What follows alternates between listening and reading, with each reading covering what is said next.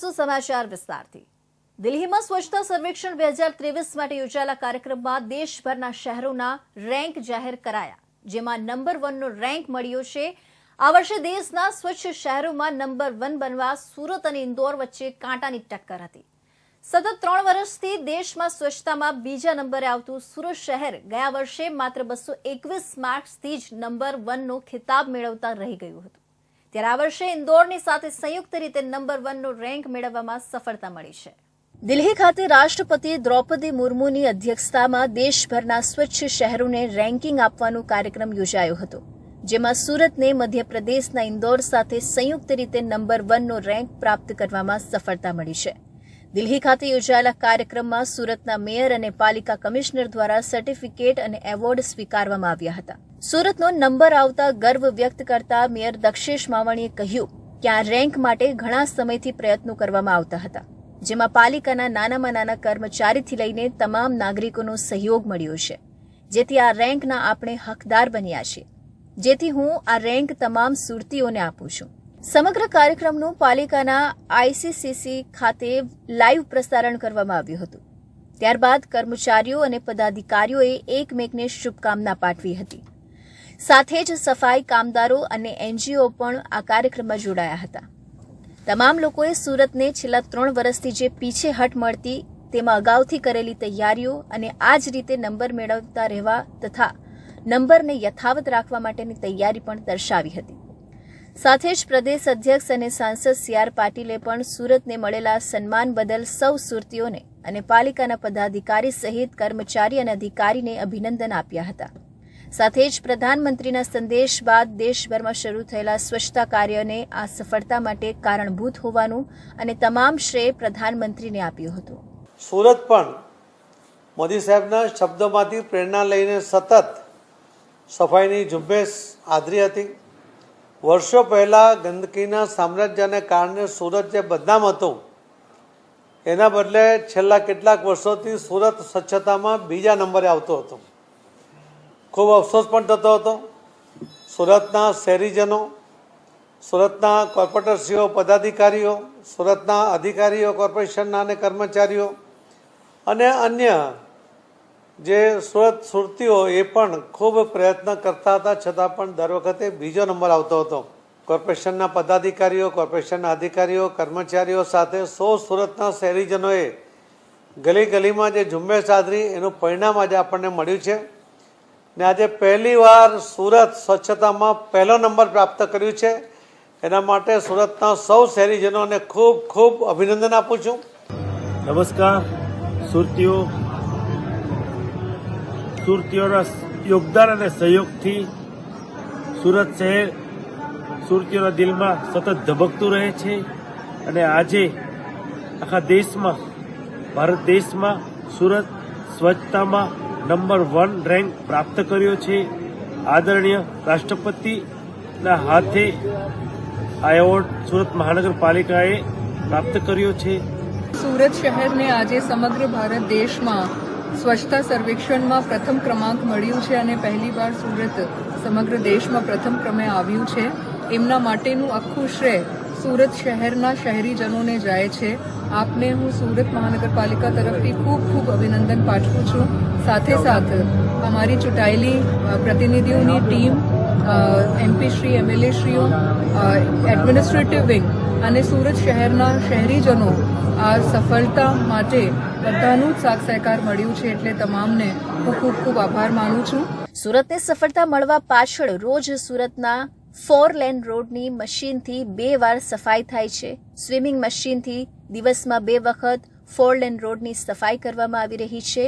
આ ઉપરાંત textile, diamond market સહિતના કોમર્શિયલ એરિયામાં સ્વીપિંગ કામગીરી પર ભાર મુકાયો છે। हम कथा सुनाते राम लखन गुणगान की ની બંસીની ધૂન પર સંભળાવી ઘરે ઘરે જઈ 9 વર્ષનો બાળક આપી રહ્યો છે આમંત્રણ પત્રિકા અને અક્ષત આપી 22 જાન્યુઆરીએ દિવાળીની જેમ ઉજવણી કરવા કરી અપીલ। અયોધ્યામાં 22 જાન્યુઆરીએ રામ મંદિરમાં રામલલ્લાની પ્રાણ પ્રતિષ્ઠા થશે, જેને લઈ દેશમાં ભારે ઉત્સાહનો માહોલ જોવા મળી રહ્યો છે। ત્યારે સુરતમાં 9 વર્ષનો બાળક ઘરે ઘરે જઈ આ દિવસને દિવાળીની જેમ ઉજવવા અનોખી રીતે આમંત્રણ પાઠવી રહ્યો છે। અયોધ્યા મંદિરના અક્ષત ચોખા અને ઉજવણી અંગેનું નિમંત્રણ પત્ર સાથે વાંસળી પર સુંદર રામકથાની ધૂન વગાડી આ દિવસને દિવાળીની જેમ ઉજવવા લોકોને અપીલ કરી રહ્યો છે. બાળકની આ રીતની અપીલ અને વાંસળી પરની ધૂન સાંભળી લોકો પણ મંત્રમુગ્ધ થઈ જાય છે. हम कथा सुनाते राम लखन गुणगान की, जो रामायण है पुण्य कथा श्री राम की. આ પંક્તિ સમગ્ર રામાયણ કથાનું સાર કહી જાય છે અને આ પંક્તિની સુંદર મજાની વાંસળી પર ધૂન 9 વર્ષનો એક બાળક લોકોના ઘરે ઘરે જઈને વગાડી રહ્યો છે.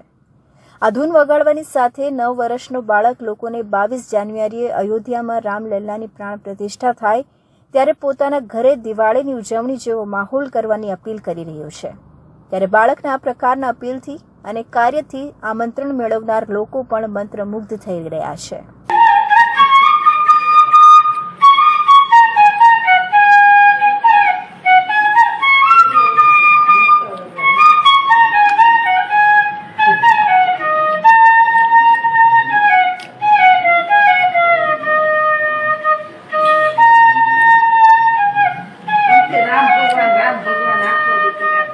સુરતમાં 1 જાન્યુઆરીથી 15મી જાન્યુઆરી સુધી રાષ્ટ્રીય સ્વયંસેવક સંઘ દ્વારા લોકોના ઘરે ઘરે જઈ 22 જાન્યુઆરીની કઈ રીતે પોતાના ઘરેથી ઉજવણી કરવી તે અંગે સમજાવાઈ રહ્યું છે.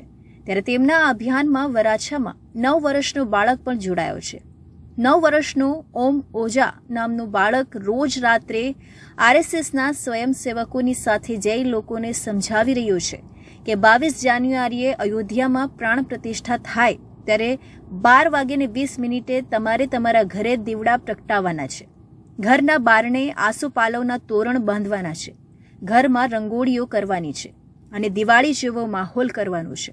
આટલું કહેતાની સાથે આ બાળક પોતાની પાસે રહેલા અક્ષત ચોખા આપી કહે છે કે આ અયોધ્યાથી પૂંજેલા છે, જેને તમે જે પણ ભગવાનને માનતા હોવ તેને ચડાવી દેવાના છે.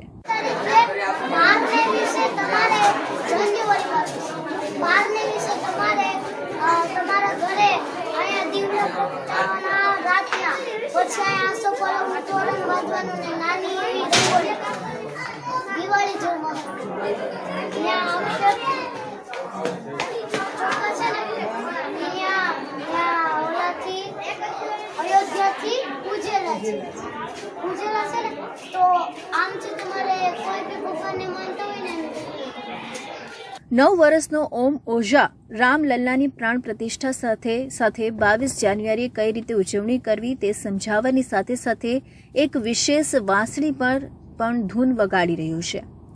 ઓમ ઓઝા જ્યાં જ્યાં લોકોને સમજાવવા જાય છે ત્યાં રામાયણ કથા દર્શાવતી પંક્તિની ધૂનને સુંદર રીતે વાંસળી પણ વગાડી લોકોને અનોખી રીતે સમજાવી રહ્યું છે.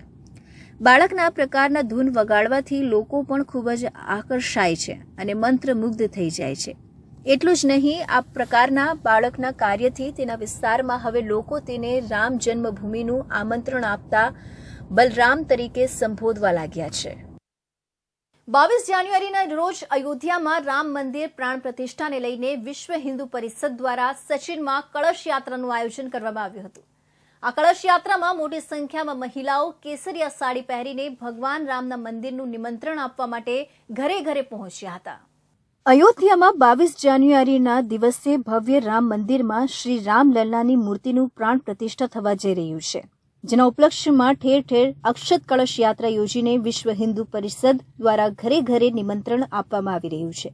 જેના ભાગરૂપે સુરતના સચિનમાં પણ અક્ષત કળશ યાત્રાનું આયોજન કરવામાં આવ્યું હતું. આ અવસરે આખા દેશભરના લોકોમાં ઉત્સાહ જોવા મળી રહ્યો છે. અલગ અલગ રીતે લોકો દ્વારા ભગવાન રામના સ્વાગત માટે નીત નવા પ્રયોજન કરવામાં આવી રહ્યા છે. ત્યારે સુરતમાં આવેલા સચિન વિસ્તારમાં 22 જાન્યુઆરીના દિવસે અયોધ્યામાં ભવ્ય શ્રી રામ મંદિરની પ્રાણ પ્રતિષ્ઠા થવા જઈ રહ્યું છે, જે નિમિત્તે વિશ્વ હિન્દુ પરિષદ દ્વારા આયોજિત કળશ યાત્રા કાઢવામાં આવી હતી, જેમાં મોટી સંખ્યામાં રામ ભક્ત મહિલાઓ ખાસ જોડાયા હતા. 500 વર્ષ પછી રામ ભગવાન પાછા અયોધ્યામાં પ્રાણ પ્રતિષ્ઠા 22 તારીખે થાય છે ને એનું ભવ્ય પૂરા ભારતમાં ભગવામય થયું છે ને હરેક જગ્યાએ કથાનું આયોજન, ભંડારાનું આયોજન થયું છે ને 22 તારીખે લોકો દિવાળીની જેમ ઉત્સવ મનાવવાનો છે. દિવાળી આ બીજી દિવાળી આવશે, મોટી દિવાળી આવશે ને લોકોની તૈયારી જબરજસ્ત છે ને આખું હિન્દુસ્તાન આખું ભગવામય થઈ ગયું છે. આ રેલીનું આયોજન કરવામાં આવ્યું છે અને ત્યાં અક્ષત તથા નિમંત્રણ પત્રિકા ઘરે ઘરે આપીને બધાને આમંત્રિત કરવાના છે. આમંત્રિત કરીને 22 તારીખે બધાએ આપણે અયોધ્યા પહોંચવાનું છે. આખું આપણો ભારત રામ રાજ્ય જેવું થઈ જશે અને યુવા જે છે, યુવાની અંદર બહુ ઉત્સાહ દેખાઈ રહ્યું છે અને યુવાની અંદર જોશ દેખાય છે. રામ મંદિરના કારણે બધા યુવાનો એકદમ આગળ વધીને પત્રિકા અને રામ મંદિરનો પ્રચાર કરી રહ્યા છે. આ યાત્રામાં જોડાયેલા રામ ભક્તોએ ભગવા રંગના કપડાં પહેરી યાત્રામાં જોડાયા હતા. સાથે જ મહિલાઓ પણ કેસરિયા સાડીમાં સજ્જ થઈને આ યાત્રામાં જોડાઈને અનેરો ઉત્સાહ દાખવ્યો હતો. રામ ભક્તોના જય શ્રી રામના નારાથી સચિન વિસ્તાર ગુંજી ઉઠ્યો હતો, જેમાં વધારે સંખ્યામાં યુવાનો, મહિલાઓ તેમજ પુરુષો સાથે બાળકો અને સ્થાનિકો પણ જોડાયા હતા. આ કળશ યાત્રા પ્રધાનમંત્રી આવાસથી સચિન રેલવે સ્ટેશન નજીક આવેલા શ્રી કરસનદાદા હનુમાનજી મંદિર સુધી ફરીને લોકોને રામ મંદિરના વધામણા કરવા માટે અપીલ કરવામાં આવી હતી. જીપીસીબી દ્વારા ગત દિવસોમાં જળ પ્રદૂષણ કરનારા ટેક્સટાઇલ યુનિટો વિરુદ્ધ વારંવારની ફરિયાદો બાદ કાર્યવાહી કરાઈ હતી. ત્યારે જળ પ્રદૂષણ કરતા ટેક્સટાઇલ યુનિટો પર મોટી કાર્યવાહી કરી, પરંતુ હવાનું મોટી માત્રામાં પ્રદૂષણ કરતા ડાઇંગ યુનિટો પર કેમ છુપા આશીર્વાદ છે તે સમજાતું નથી. ગુજરાત પોલ્યુશન કંટ્રોલ બોર્ડ દ્વારા ગત સપ્તાહમાં ટ્રીટ કર્યા વગરનું પાણી ડાયરેક્ટ ગટરમાં છોડતા કેટલાક ટેક્સટાઇલ યુનિટો વિરુદ્ધ ફરિયાદ મળતા કાર્યવાહી કરવામાં આવી હતી. સમગ્ર મામલે ગુજરાત પોલ્યુશન કંટ્રોલ બોર્ડ દ્વારા કડક કાર્યવાહી કરીને પીપોદરા, પાસોદરા અને પાંડેસરાના યુનિટો પર કડક કાર્યવાહી કરાતા ટેક્સટાઇલ યુનિટોમાં ફફડાટ થવા પામ્યો હતો. પરંતુ પાંડેસરા ખાતેના ડાઇંગ યુનિટો જેમ મોટી માત્રામાં હવાનું પ્રદૂષણ ફેલાવી રહ્યા છે, તે જોતા આવા યુનિટોને કોઈપણ પ્રકારનો ગુજરાત પોલ્યુશન કંટ્રોલ બોર્ડનો ભય ના હોય તેવું જોવા મળી રહ્યું છે. પાંડેસરા જીઆઈડીસી ખાતે આવેલા અમન ડાઇંગ મિલ, ભૂમિકા ડાઇંગ મિલ, શાંતિ પ્રકાશ મિલ, પ્રિયંકા ડાઇંગ મિલ જેવા યુનિટો જીપીસીબીની મુખ્ય કચેરીની ખૂબ નજીક હોવા છતાં આવા યુનિટો મોટી માત્રામાં હવા પ્રદૂષણ ફેલાવી રહ્યા છે. છતાં ગુજરાત પોલ્યુશન કંટ્રોલ બોર્ડ તેના પર કાર્યવાહી કરવામાં કેમ પીછેહટ કરી રહી છે તે વાત અસમંજસમાં મૂકે તેમ છે. અગાઉ આવા પાંડેસરા અને સચિન જીઆઈડીસીના કેટલાય ડાઇંગ યુનિટો વિરુદ્ધ સ્થાનિકો દ્વારા વારંવાર ફરિયાદો ઉઠવા પામી હોવા છતાં ફક્ત અને ફક્ત પેપર પર કાર્યવાહી કરી આવા યુનિટોને કેમ છાવરવામાં આવે છે તેવી પણ લોકચર્ચા થઈ રહી છે અને ગુજરાત પોલ્યુશન કંટ્રોલ બોર્ડના ઉચ્ચ અધિકારીઓ પર પણ શંકા કુશંકા ઉઠવા પામી છે. ગત સપ્તાહના રોજ ગુજરાત પોલ્યુશન કંટ્રોલ બોર્ડ દ્વારા ટેક્સટાઇલ યુનિટો પર સરપ્રાઇઝ ચેકિંગ હાથ ધરવામાં આવ્યું હતું. એ ચેકિંગ દરમિયાનમાં કેટલાક યુનિટો દ્વારા ટ્રીટ કર્યા વગરનું પાણી છોડતા હોવાનું બહાર આવ્યું હતું. એ યુનિટો પર જીપીસીબીએ કડક કાર્યવાહી કરી હતી અને તેઓને ક્લોઝર આપી યુનિટો બંધ કરાવી દેવામાં આવ્યા હતા. પરંતુ હજુ પણ પાંડેસરા, સચિન જીઆઈડીસી જેવા વિસ્તારોમાં ડાઇંગ યુનિટો મોટી માત્રામાં હવા પ્રદૂષણ ફેલાવી રહ્યા છે અને સ્થાનિકો દ્વારા પણ કેટલીક ફરિયાદો કરવામાં આવી છે. તેમ છતાં જીપીસીબી કોઈ કાર્યવાહી નથી કરી રહી. આવા યુનિટો પર જીપીસીબી કડકમાં કડક કાર્યવાહી કરે એવી માંગ ઉઠવા પામી છે અને જીપીસીબીના અધિકારીઓને પૂછતા તેઓ ભવિષ્યમાં મોટી કાર્યવાહી હાથ ધરશે તેવું કહેવામાં આવ્યું છે. કેમેરામેન રવિ વડ્ડે સાથે જયમીન પટેલ, ઇન્ડિયા ન્યૂઝ, ગુજરાત.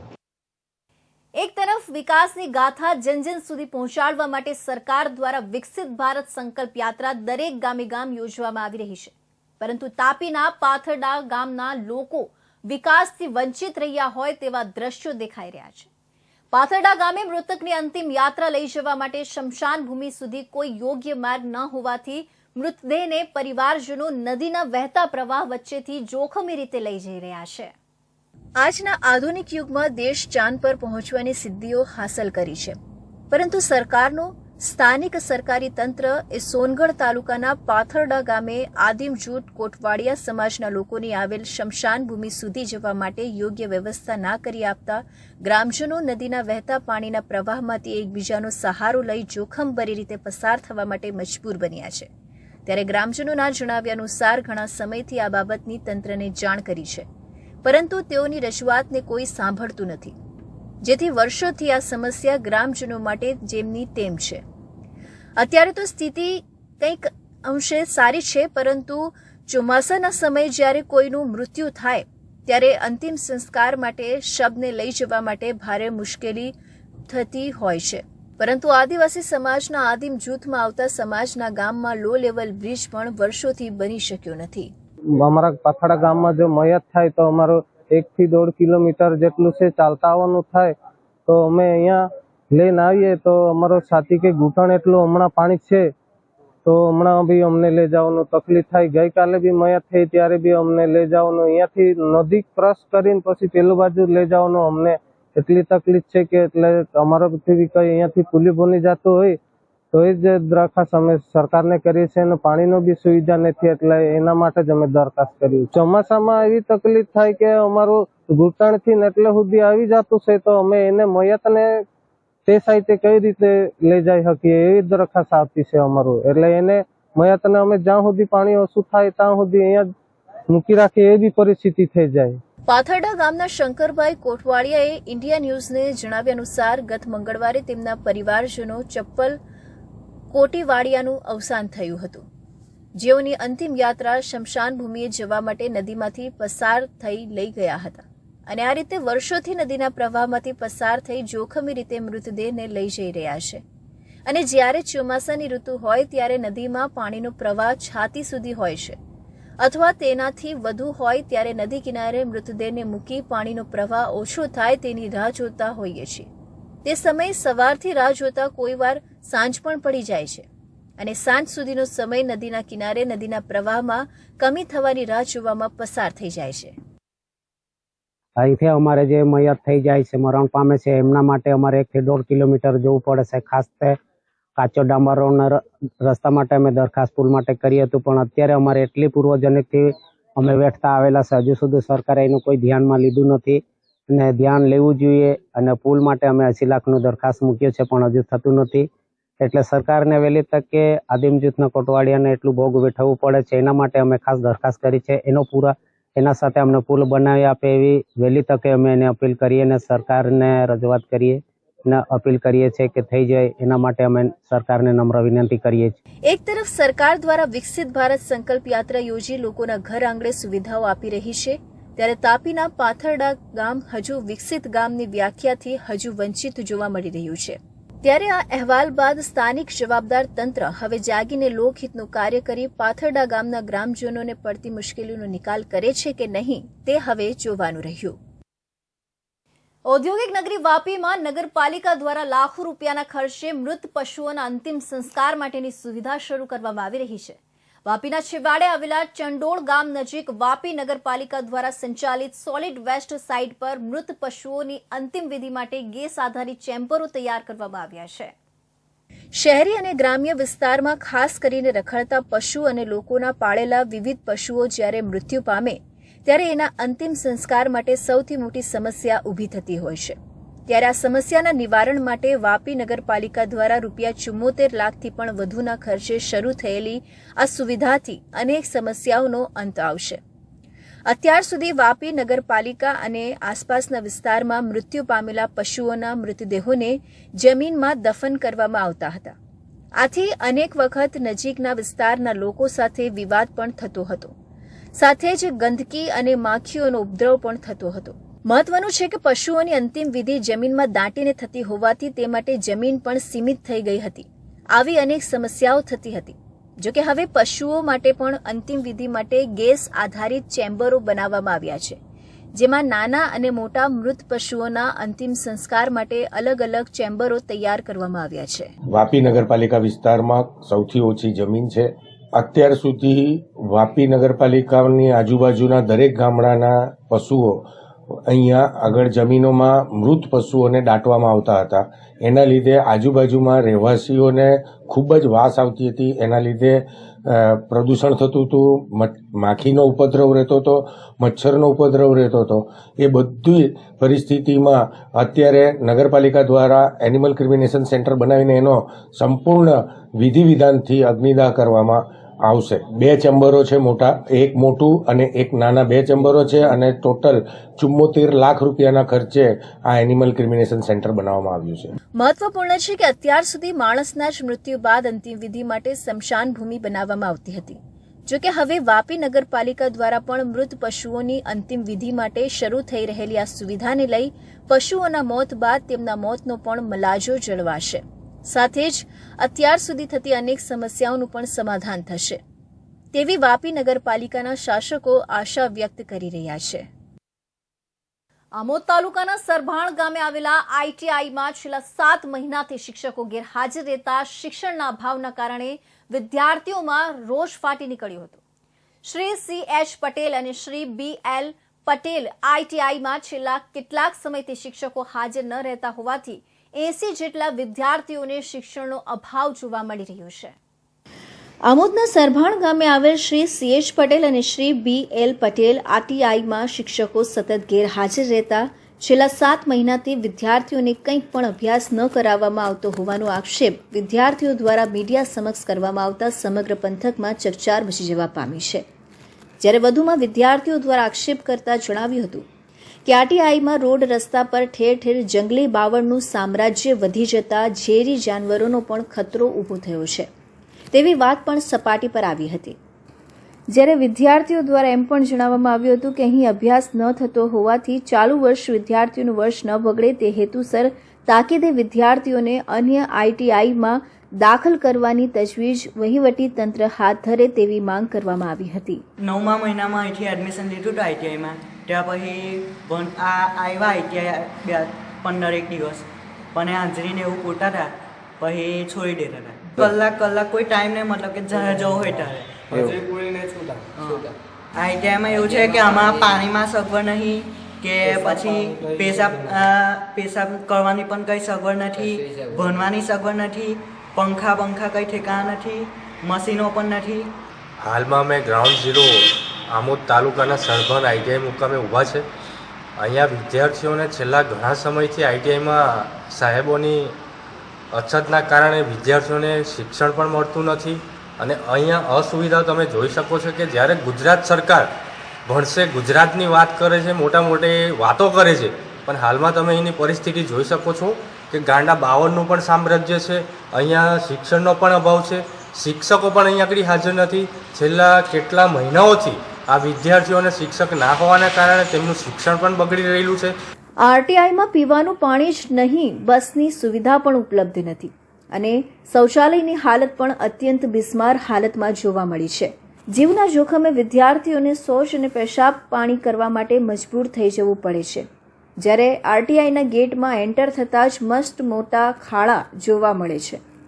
અત્રે ઉલ્લેખનીય છે કે સમગ્ર મામલાની જાણ આમોદ જંબુસર વિધાનસભાના યુથ કોંગ્રેસના પ્રમુખ કેતન મકવાણાને થતાં તાત્કાલિક સરભાણ સ્થિત આરટીઆઈમાં આવી પહોંચ્યા હતા અને વિદ્યાર્થીઓની વાત સાંભળી અચંબામાં પડી ગયા હતા અને મીડિયા સાથે વાત કરતા જણાવ્યું હતું કે તંત્ર તાકીદે વિદ્યાર્થીઓના પ્રશ્નોને હલ કરવાની માંગ કરી હતી. સુરતમાં સચિનના આકાશ કોમ્પ્લેક્સમાં જનતા ક્લિનિકના નામે દવાખાનું ચલાવતા અને લોકોના આરોગ્ય સાથે ચેડા કરતા બોગસ ડોક્ટરને એસઓજી પોલીસે ઝડપી પાડ્યો છે. કોઈપણ પ્રકારની ડિગ્રી ન હોવા છતાં પણ તે લોકોને દવા આપી પૈસા કમાઈ લોકોનો જીવ જોખમમાં મૂકતો હતો. સુરત એસઓજીની ટીમે સચિનના વાંજગામ આકાશ કોમ્પ્લેક્સમાં જનતા ક્લિનિકના નામે દવાખાનું ધરાવતા 27 વર્ષીય નિલોય ઉર્ફે નીલુવાઈ બિસ્વાસને ઝડપી પાડ્યો હતો.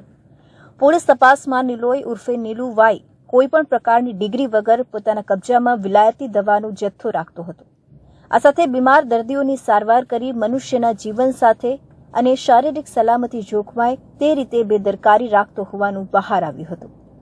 પોલીસે નિલોય ઉર્ફે નીલુવાઈ સામે આઈપીસી કલમ 336 તથા ગુજરાત મેડિકલ પ્રેક્ટિશનર એક્ટ કલમ 30-33 મુજબ ગુનો દાખલ કરી આગળની કાર્યવાહી હાથ ધરી છે. પોલીસે ક્લિનિકમાંથી અલગ અલગ પ્રકારની દવા, ઇન્જેક્શન અને સિરપની બોટલો કબજે કરી હતી. હાલ આ ઝોલા છાપ ડોક્ટરની ધરપકડ કરીને પોલીસ દ્વારા કાયદેસરની કાર્યવાહી કરવામાં આવી છે. ત્યારે લોકોને પણ આવા ઝોલાછાપ બોગસ ડોક્ટરોના રવાડે નહીં ચડી પોતાના આરોગ્યની સંભાળ રાખવા ચેતવણીરૂપ કિસ્સો સામે આવ્યો છે. સુરત શહેરના અલગ અલગ વિસ્તારમાંથી રિક્ષામાં પેસેન્જરને આગળ પાછળ કરી મોબાઈલ ફોનની ચોરી કરતી તેમજ મોબાઈલ સ્નેચિંગ કરતી ગેંગ ઝડપાઈ છે. કટોદરા પોલીસે 2 રીઢા આરોપીઓને ઝડપી પાડ્યા છે. પોલીસે આરોપીઓ પાસેથી 4,69,000ની કિંમતના 54 મોબાઈલ ફોન કબજે કરી કાયદેસરની કાર્યવાહી હાથ ધરી છે. સુરતમાં છેલ્લા ઘણા સમયથી રિક્ષામાં મુસાફરો સાથે મોબાઈલ અને રોકડ રૂપિયાની ચોરી કરતી ગેંગનો ત્રાસ વધી ગયો છે. સુરતના જુદા જુદા વિસ્તારોમાંથી રોજે રોજ આ પ્રકારની અનેક ફરિયાદો સામે આવી રહી છે. ત્યારે સુરતમાં ખટોદરા પોલીસે આવી એક ગેંગને ઝડપી પાડવામાં સફળતા મળી છે. પોલીસના સ્ટાફે બાતમીના આધારે રૂપાલી નહેર 4 રસ્તા પાસેથી 36 વર્ષીય આરોપી શૈલેષ શંકરલાલ પરમાર અને 46 વર્ષીય અનિલ ઉર્ફે બાપિયા પ્રહલાદ સૈદાણેને ઝડપી પાડ્યા હતા. પોલીસે ઝડપી પાડેલા આરોપીઓ પાસેથી 4,69,000ની કિંમતના 54 જેટલા મોબાઈલ ફોન કબજે કર્યા છે અને પોલીસ તપાસમાં ખટોદરા, વેસુ અને ગોળાદરા પોલીસ મથકમાં નોંધાયેલા ગુનાનો ભેદ ઉકેલાઈ ગયો હતો. આ ઉપરાંત કાપોદરા, પાંડેસરા, સુરત રેલવે પોલીસ, અલથાણ અને રાંદેર પોલીસના EFIRના નોંધાયેલા ગુનાનો ભેદ પણ ઉકેલાઈ ગયો હતો. આ ઘટનામાં પોલીસે સલમાન ઉર્ફે સલમાન હડ્ડી ઘસવાલા અને અહેમદ રજા આસિફ પઠાણને વોન્ટેડ જાહેર કરી કાયદેસરની કાર્યવાહી હાથ ધરી છે. આજ રોજ ખટોદરા પોલીસ સ્ટેશન વિસ્તારમાં સર્વેલન્સ પેટ્રોલિંગમાં હતો દરમિયાન બાતમી હકીકત મળેલ કે રૂપાલી નહેર ખાતે 2 ઈસમો ચોરીના મોબાઈલ વેચવા માટે ફરે છે. જે બાબતે ખટોદરા પોલીસે સ્થળ પર જઈ તહેકીકાત કરતા 2 માણસ મળી આવેલા બાતમી મુજબ, જેમનું નામ અનિલ સેંદોણે તથા શૈલેષ શંકરલાલ નાઓનું જણાવેલ, તેમની અંગઝડતીમાંથી કુલે 3+2 એ રીતે 5 મોબાઈલ મળી આવ્યા. જે બાબતે તેમની સાથે ઘનિષ્ઠ રીતે યુક્તિ પ્રયુક્તિપૂર્વક પૂછપરછ કરતા તેઓ પોતે મોબાઈલની દુકાન ધરાવતા હોવાનું ખુલેલ અને પોતાની મોબાઈલ દુકાન ત્રિકમનગર વરાછા વિસ્તારમાં હોવાનું જણાવેલ. જેથી પોલીસે ત્યાં જઈ તપાસ કરતા તેમની દુકાનમાંથી 49 મોબાઈલ મળેલા, જેમાં કુલે 54 મોબાઈલ મળી આવેલા, જેની કિંમત 4,69,000 રૂપિયા જેવી થવા જાય છે. પકડાયેલા આરોપીઓની ગેંગ સુરતના જુદા જુદા વિસ્તારોમાં રિક્ષામાં જઈ મુસાફરોને બેસાડતા હતા અને ત્યારબાદ પાછળથી સીટ પર બેસતા નહીં ફાવતું હોવાનું કહી આગળ પાછળ કરીને મુસાફરનું ધ્યાન ભટકાવીને તેમની પાસેથી મોબાઈલ ફોન ચોરી કરી લેતા હતા. આ ઉપરાંત શહેરને જુદા જુદા વિસ્તારમાં એકંદોકલ થતા રાહદારીઓના હાથમાંથી મોબાઈલ સ્નેચિંગ પણ કરી લેતા હતા. તો આ હતા સુરત બુલેટિનના મહત્વના સમાચાર. ફરી મળીશું અન્ય નવા સમાચારો સાથે. ત્યાં સુધી જોતા રહેજો ઇન્ડિયા ન્યૂઝ ગુજરાત.